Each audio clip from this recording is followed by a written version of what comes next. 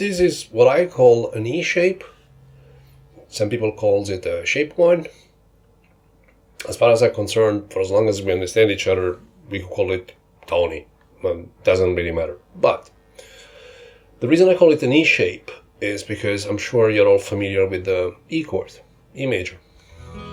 This guy. Now, if we play this guy this way and imagine it with a barré here,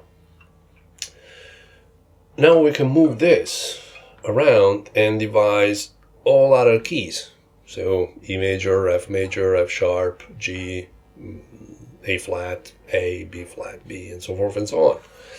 The reason we can do that is because the guitar, obviously, and you know that, like other string instrument, we are a transposing instrument, which means that we can use the same shape, and as we move it across the fretboard, we devise all other keys. For this particular lesson, I'm going to look at the key of G, so it's going to happen here, but as you will see once we approach the exercises and then eventually some of the playing, the performing of it, I suggest that maybe every day you change key so that, again, photographic memory, you start getting used. Okay, sure, that's B and that's where things are happening in this particular shape. This is B, this is E flat. We're going to look first at the scale that goes with it, so we're going to look at scales. Then we're going to look at arpeggio that goes with it, and then I'm going to look at how to build chords out of it, beside the one that we know probably. You probably all know this one, by the way. This is the shape we're learning, and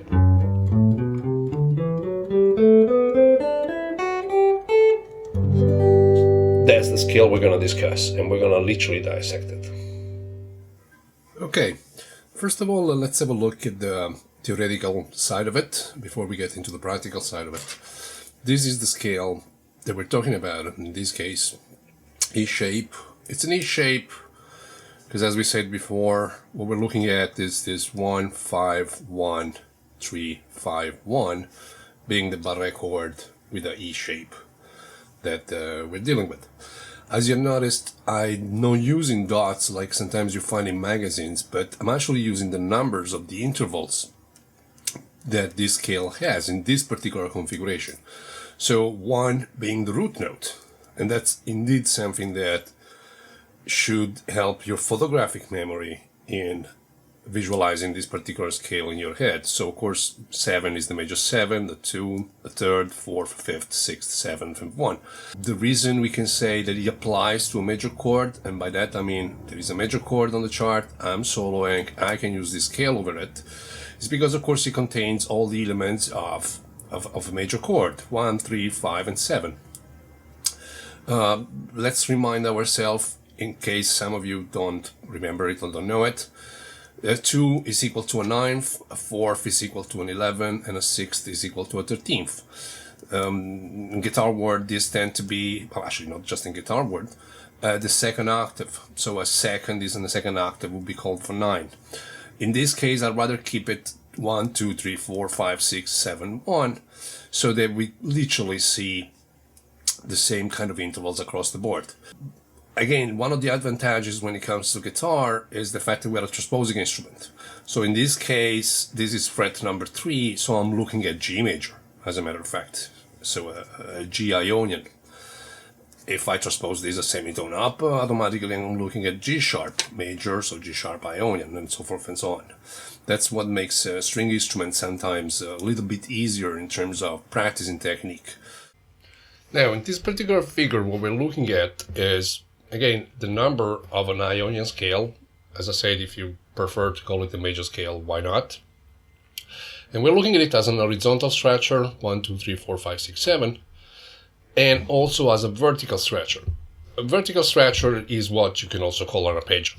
This is a so-called modal arpeggio because it contains not just the chord, but also all its extensions. And this will become very relevant in the future when we study chords and all the embellishments or the extension we can add to any particular chord.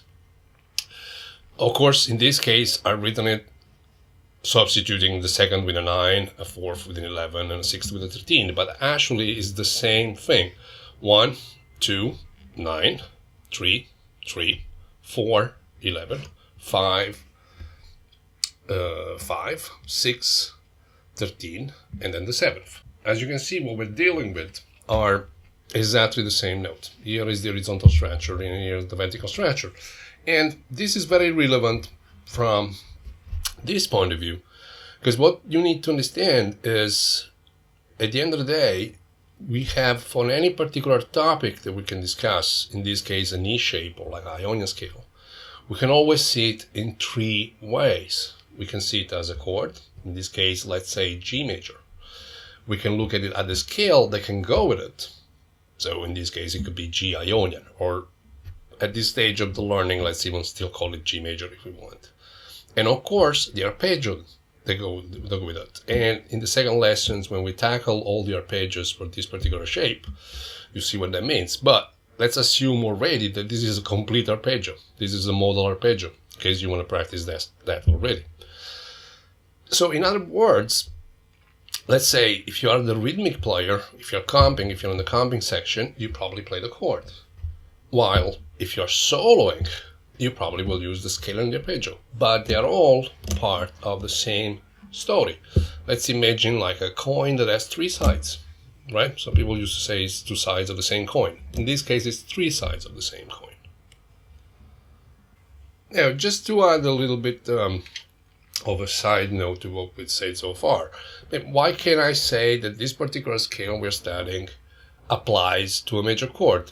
Well, first of all, we need to understand, and this should be fairly easy for most of you, what a chord needs to have in order to be called, a major or a minor or a dominant 7. So for major chords, we need 1, 3, 5, and in this case, I'm also adding the major 7. For minor chords, and we will see in the future how that happens, we have 1, flat 3, 5, flat 7. That defines a minor chord. Already 1, flat 3, 5 would. The reason I'm adding a 7 is because the moment you see a dominant 7 chord like this, now you have 1, 3, 5, flat 7. And if I look at 1, 3, 5, and I look at major 1, 3, 5, for as long as they're triads, they could be both. Okay? But in the future, as we move towards more advanced chords, embellished chords, extended chords, now these different become relevant, because this really defines a dominant 7 chord versus what a major chord sounds like.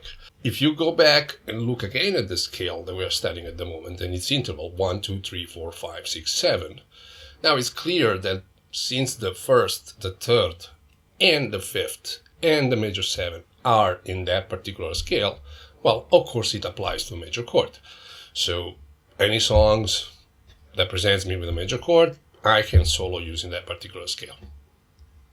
Last but not least, the phases that we're going through, so that you understand why on the practical level I'm going to suggest you do certain kind of exercises. Because first of all, we have an ABC that we're trying to learn, and those are actually the scales, the arpeggios, and the chords, and the piece of theory that we're discussing right now. So the fact that we're going to practice that particular scale up and down, is not conducive of us playing anything meaningful in terms of soloing. What a lot of guitar players in their learning make as a mistake is to basically go from having learned the scale directly to I can do phrases. What we need to do is a bunch of exercises, which I call words, since we're using this metaphor of a language. So from the ABC, now we're learning how to say specific words, say like, I don't know, table, sun, orange juice, whatever. With that in mind, then we move on to phrases. It's going to take, this area takes a lot of patience. This area is fairly easy in a way. You're just getting information, you're practicing them. But it will not necessarily give you musicality. This not only will make you familiarize with the material to a very detailed level. So, just to show you what is it that we're dealing with. The first line is actually the scale itself.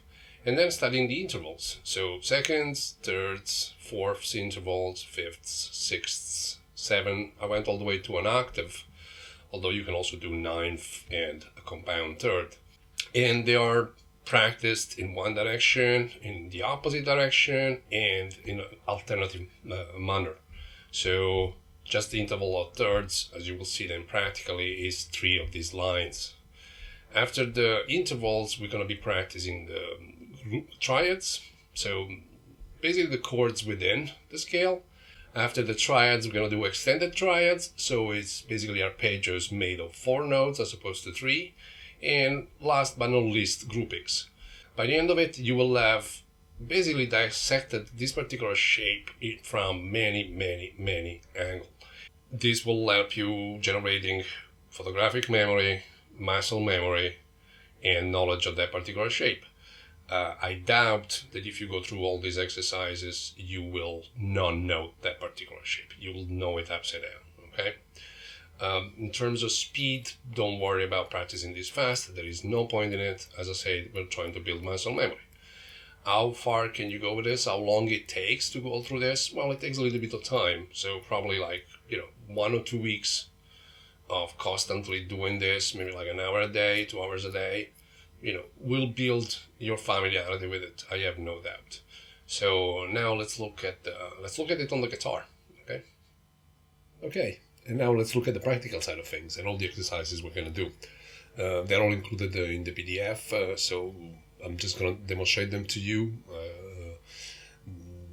When it comes to some of them, we don't have to delve into the theory of it, not quite yet, although we will at some point. This is a case, for example, with triads and extended triads.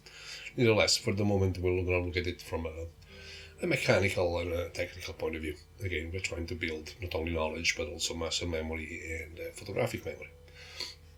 We're going to work, I have a metronome here, we're going to work at 70 BPM. 8 notes in this case is quite slow to start from, and I think is actually some of you might find it probably too fast for some of these exercises, especially for larger intervals. So don't worry about slowing it down if you have to. That's absolutely okay, and some of you might find it too slow, so don't worry about speeding it up. The important thing is consistency, trying not to practice mistakes, because as we do that, we're actually only developing habits. First of all, let's remind ourselves we're looking at the shape of E. In this case, it's a G chord. This comes from E major, and it's G. First of all, we're going to practice the actual scale, right?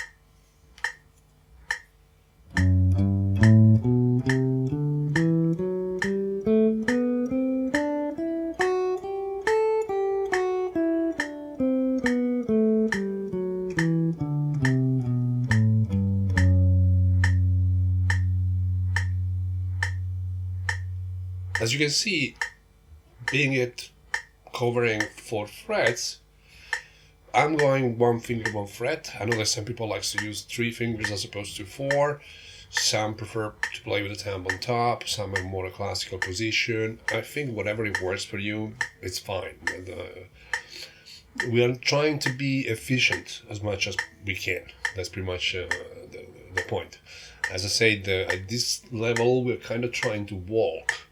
So if we're working correctly, eventually at some point we will be able to run correctly. We want to practice this scale chromatically, and the reason is kind of logical. It's got more to do with the guitar itself. Larger fret, smaller frets. The way I would do it is as follows.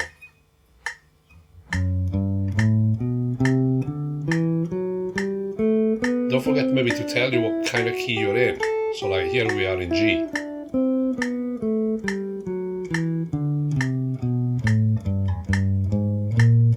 G sharp.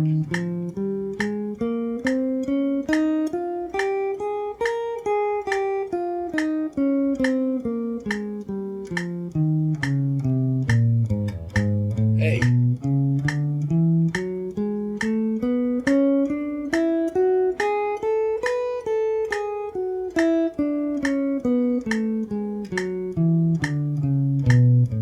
And so forth and so on. Now we're going to look at the words, so the center section of our 3 steps conducive to leading. In this middle section, we're going to look at intervals, triads, extended triads, and groupings. So a bunch of exercises which are inside the scale. We are practicing it. We are basically dissecting it from different angles. The way we're going to do it, maybe in the future, I'm not going to show them all to you. Probably you will need that. I'm going to do it this time. so the video is going to be longer probably than it should be. Once you get the gist of it and the logic of it, you probably will be able to look at the future PDFs, and I might be able to highlight other things. In this case, for example, when we talk about triads, I won't discuss the theory behind it at this stage. So we're taking it from a technical point of view, pretty much, and that's the extent of it. This is intervals of seconds.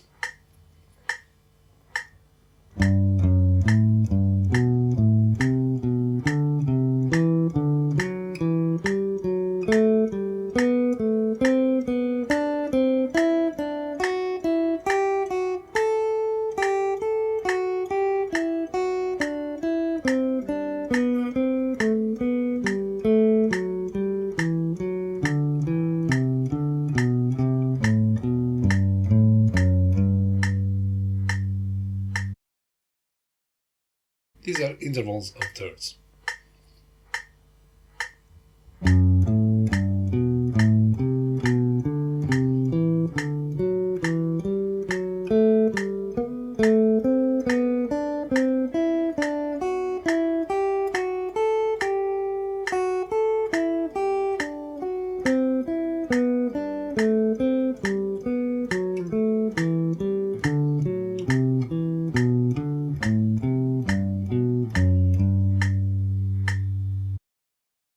So, interval of thirds, reversed.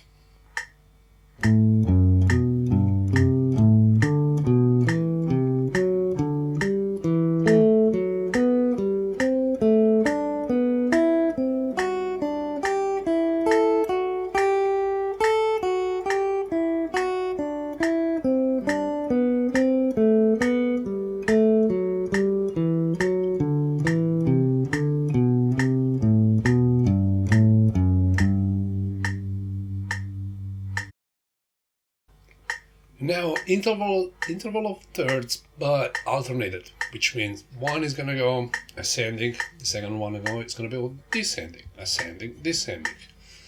Again, might sound more confusing in explaining it in words. Here it is in practical terms.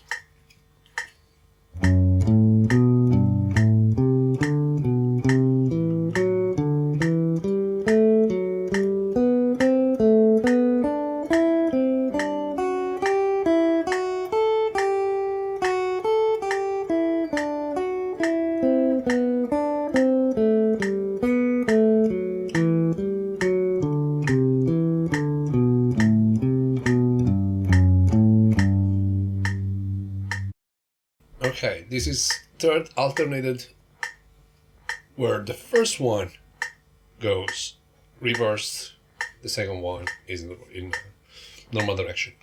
Again, it's basically an alternative version to the previous one we just played.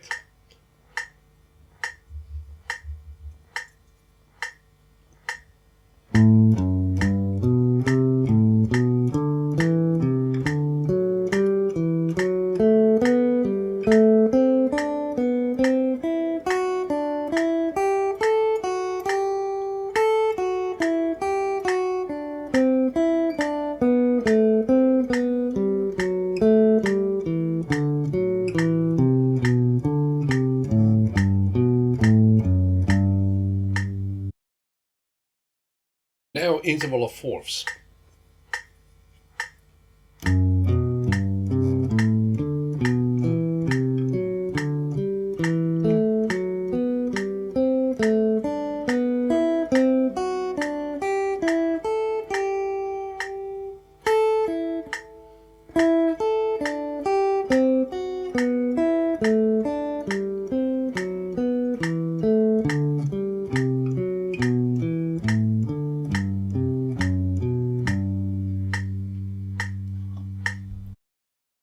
And now interval of fourths reversed.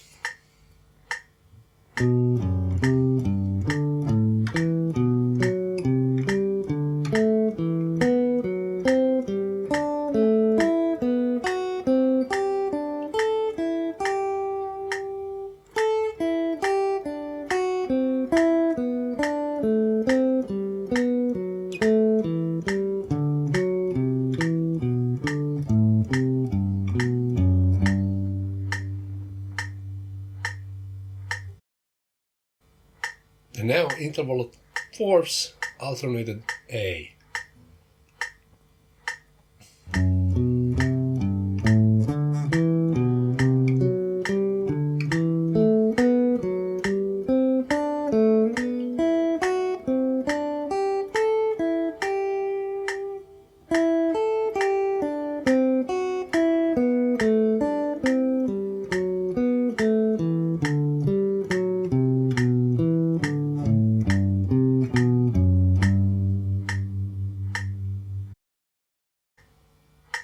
Interval of fourths alternated B.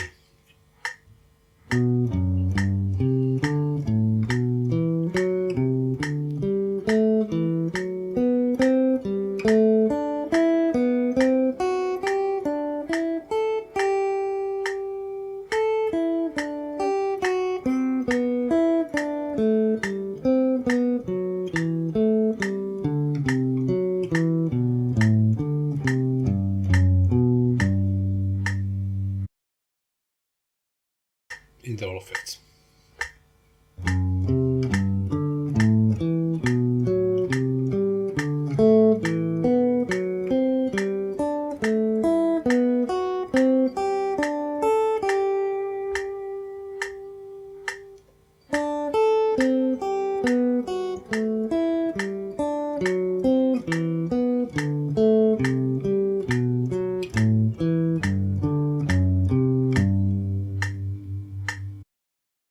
And now interval of fifths reversed.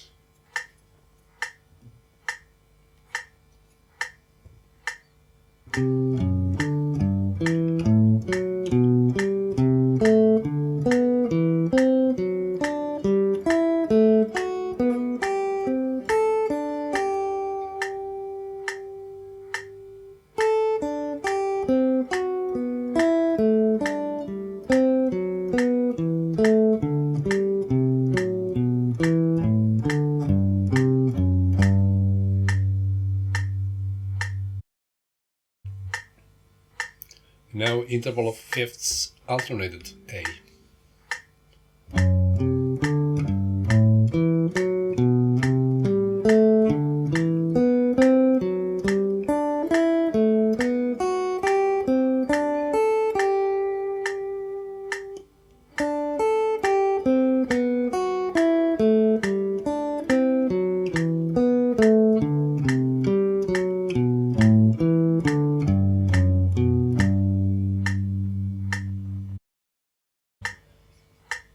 And now interval of fifths alternated B.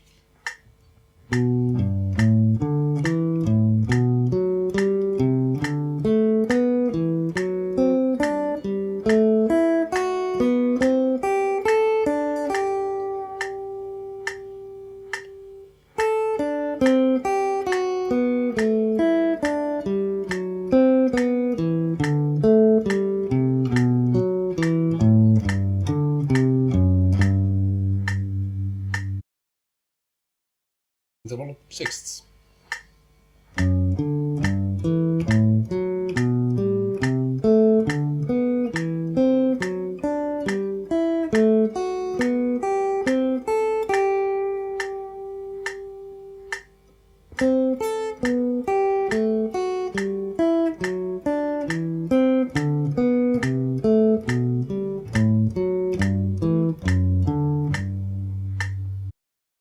Now interval sixths reversed.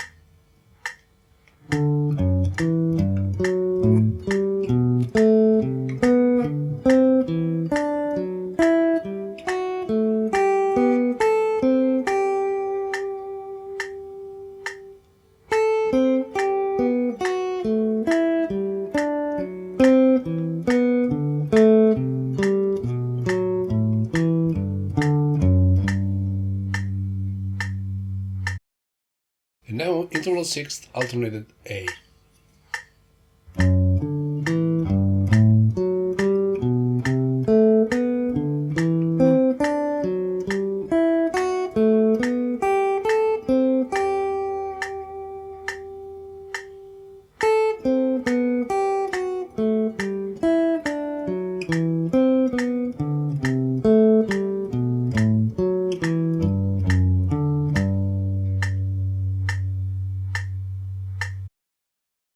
interval sixth alternated B.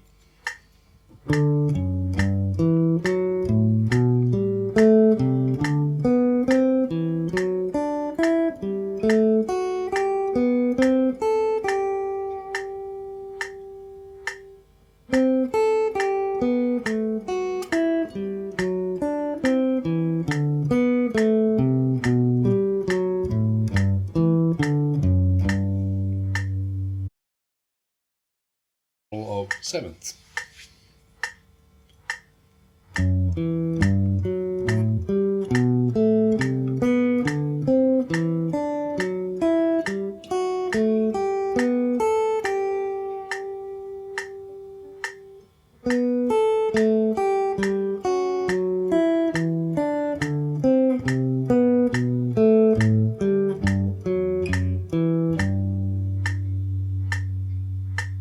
As you can see now, the string skipping starts to be a little bit more pronounced.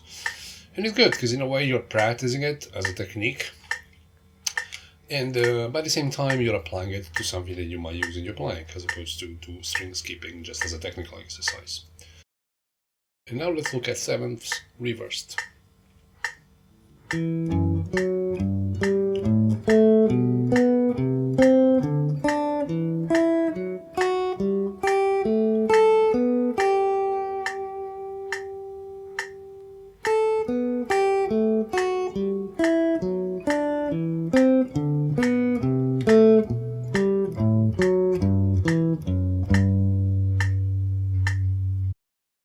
Look at sevenths alternate A.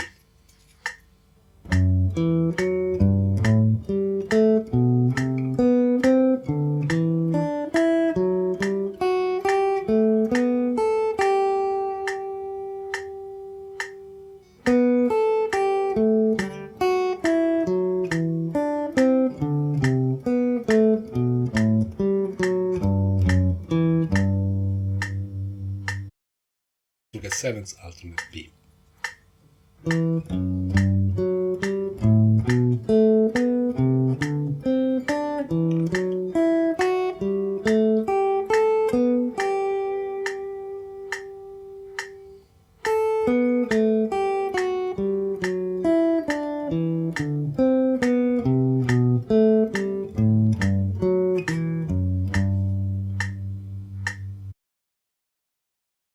Octaves.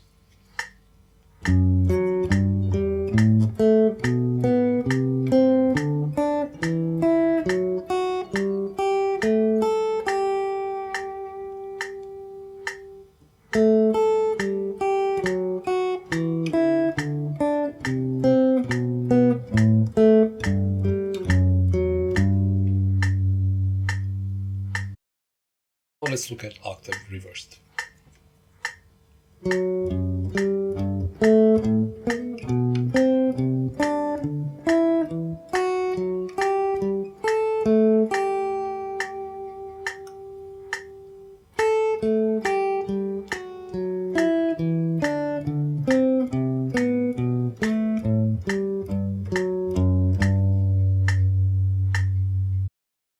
Let's look at octave alternate A.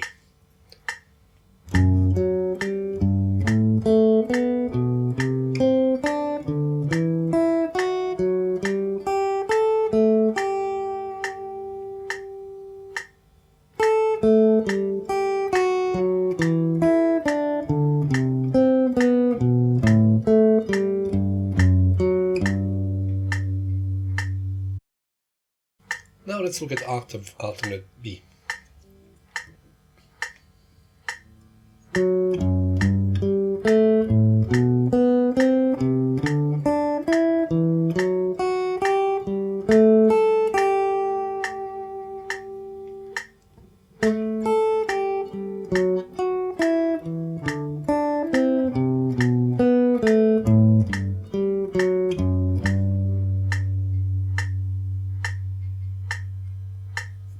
Excellent.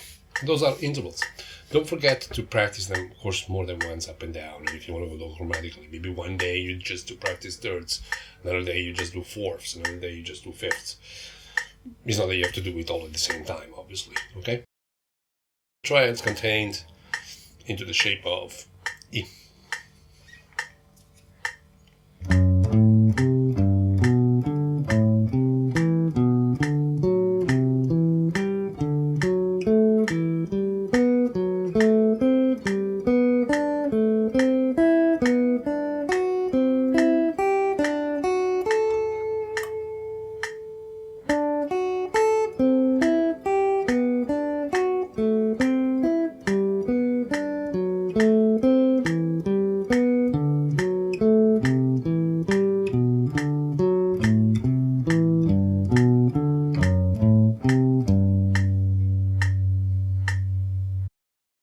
Are the same triads but reversed.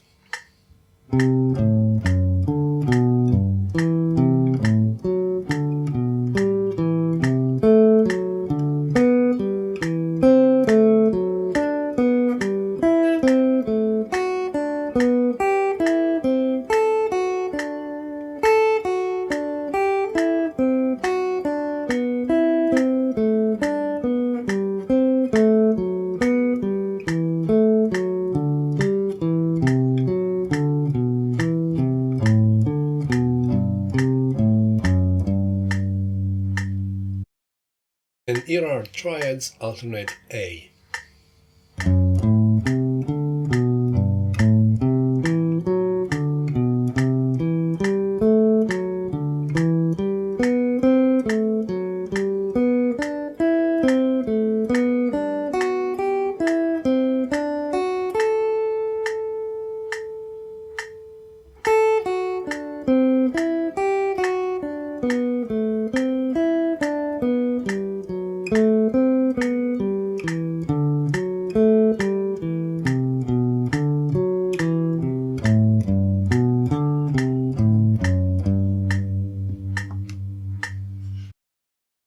And these are triads alternate B.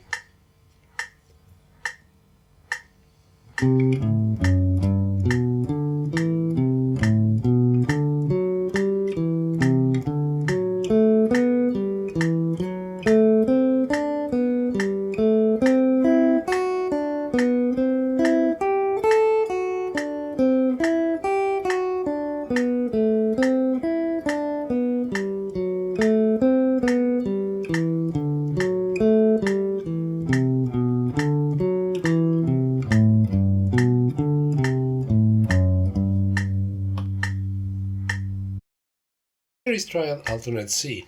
The reason we have three alternate versions for this is because, of course, these are triads. They're made of 3 notes. So I can have a permutation when we start from the first note, a permutation that starts on the last note, in this case a permutation that starts in the middle note. And it sounds, it's actually very melodic. It sounds like this.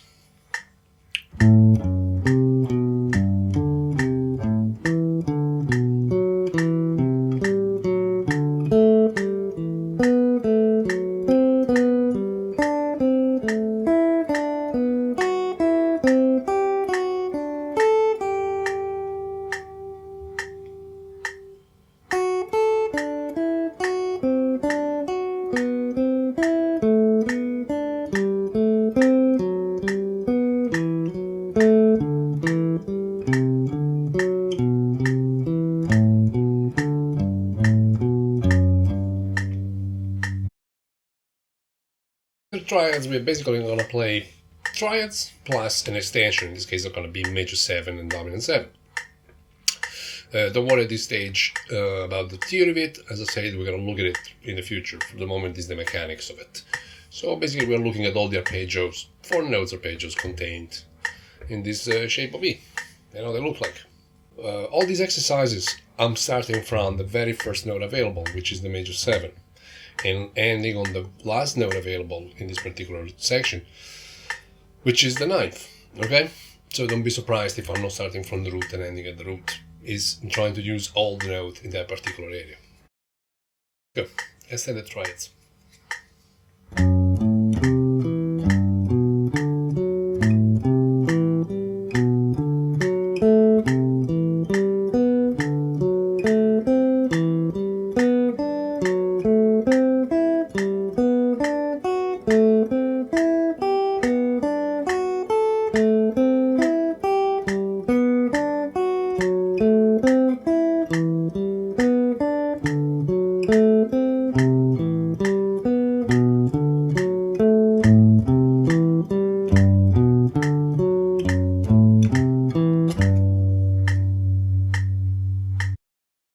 Extended triad reversed.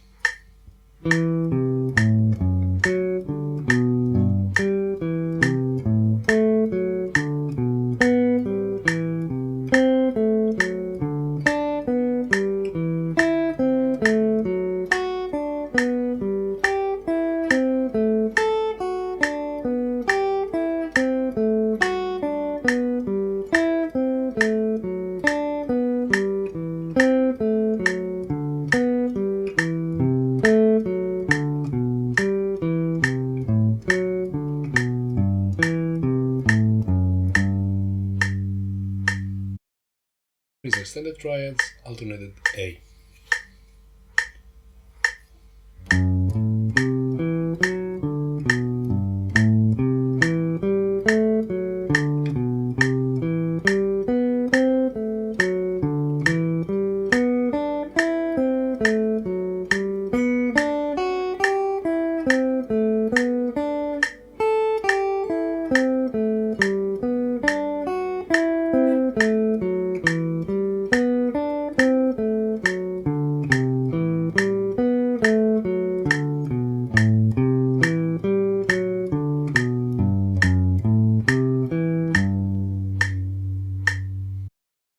These extended triads alternated B.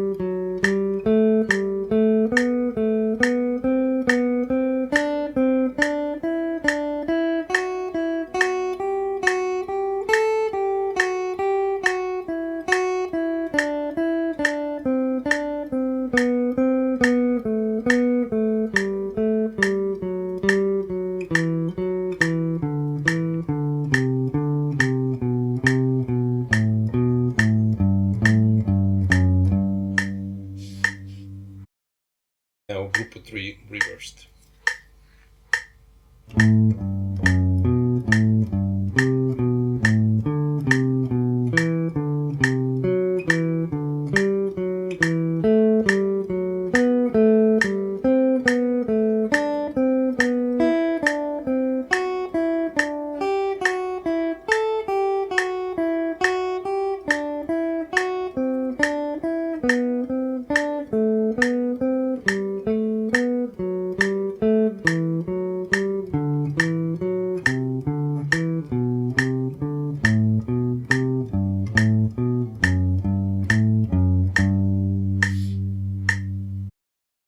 Group 3 alternated.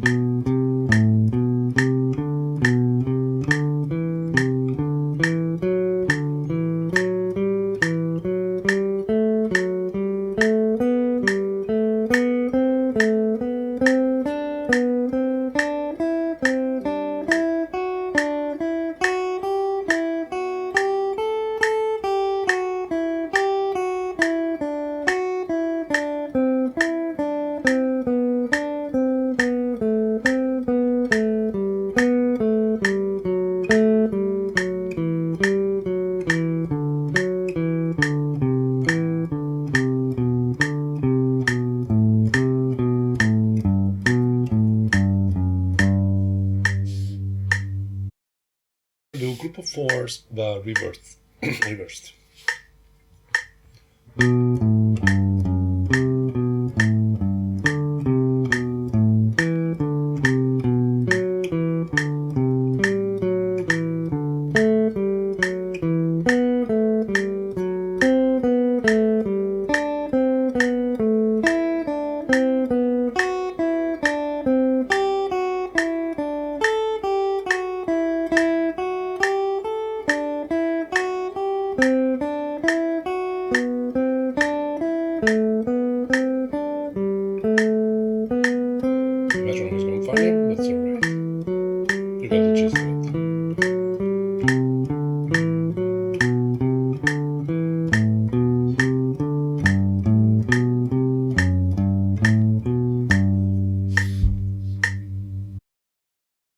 As usual, now we're going to do fours, group of four, but alternate A.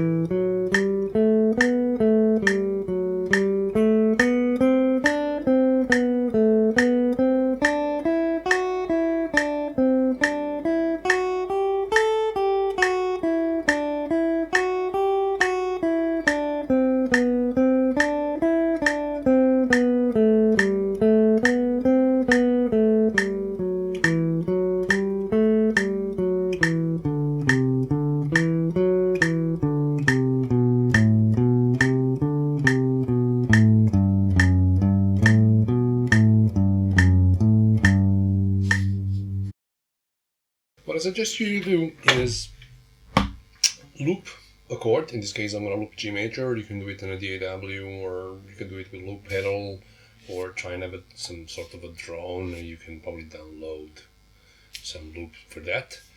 And so let's do that first.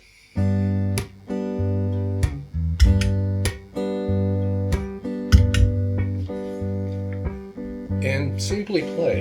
In a way, at the moment, stay in position.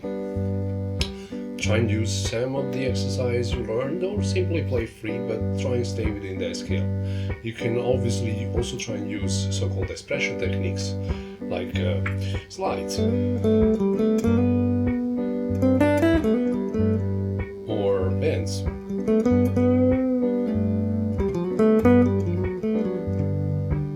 Okay? Let's see what we come up with.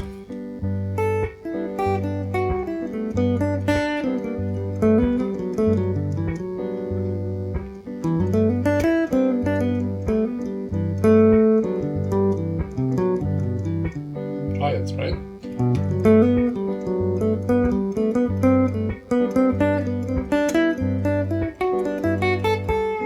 Group of four.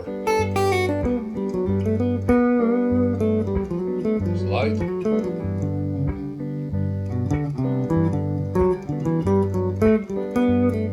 Intervals. Those are fours.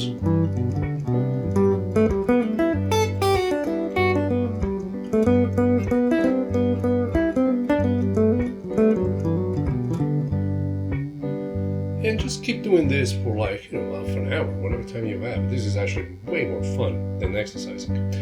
Another way, let's imagine so far we only learned one shape, so let's stick with that. In this case, just to stay less monotonous, I'm gonna move in between maybe a couple of chords. You can use any two chords you like. In this case, I'm gonna use maybe a 4 bars of G major, 4 bars of B flat major, and going back and forth. In this case, I'm just gonna move my hands and stay in the same shape. We're still in shape of E. Let's see what it looks like and what it sounds like. 1, 2, 3, 4.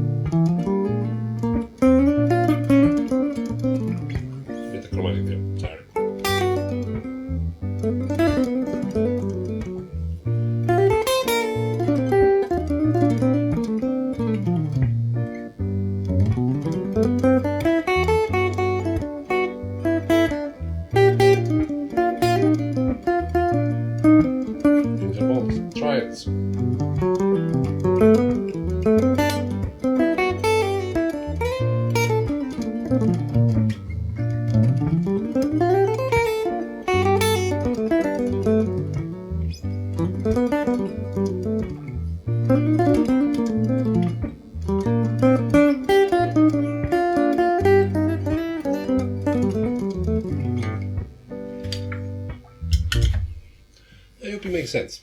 So, it's been a pleasure for this very first lesson. It's the very first lesson for you, and it was the very first lesson for me. I've never done this before, so I hope somehow you enjoyed it. If anything, I hope you find it informative. I hope I managed to get the logic of things across, because I think that's the most important part. Okay, it's been a true pleasure. Thank you.